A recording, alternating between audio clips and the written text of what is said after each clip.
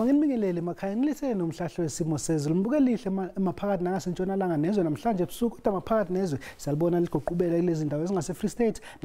nasentabeni zokhahlamba esifundazweni kwaZulu Natal kanti namathuthana nje imvula ehambisana nokuduma kwezulu angalindeleka ngikazi zasebusuku namhlanje ikakhulukazi maphakathi nangasentshonalanga nezwe ebusuku namhlanje kanti ke nakusasa asazoqhubeka nje bemahla amathuba emvula abe u30% endaweni esiphakeme esifundazweni kwaZulu Natal empumalanga nasesifundazweni Eastern Cape kanti nebhatho zenkungu zingalindeleka ngasogwini olsentshonalanga liphenye kodwa ngokuhamba kosuku kanti amazinga phansi namhlanje ebusuku lipholile ke mbukeli osifundazweni Eastern Cape njengozibonela ku 15 degrees ekomani kube 15 degrees nasemthatha kanti kwaZulu Natal khona likhahlelisa ingubo ngasogwini ngo19 degrees eRichards Bay naseThekwini eJohannesburg ku16 kube u18 degrees ePitoli kanti ke nakusasa sazoqhubeka nje lishise likhipha umkhova chain maphakathi nesifundazwe kwaZulu Natal u36 degrees ePietermaritzburg kube u35 degrees eLadysmith kanti ngasogwini lifudumela kamnandi eThekwini ngo31 kube u33 degrees eRichards Bay eJohannesburg u27 kube u30 degrees ePitoli entshonalanga nezwe liyabanda mbukele eKapa lodumo ngenxa yamafu nemvula engalindeleka kulezo ndawo ngo19 degrees kube u22 degrees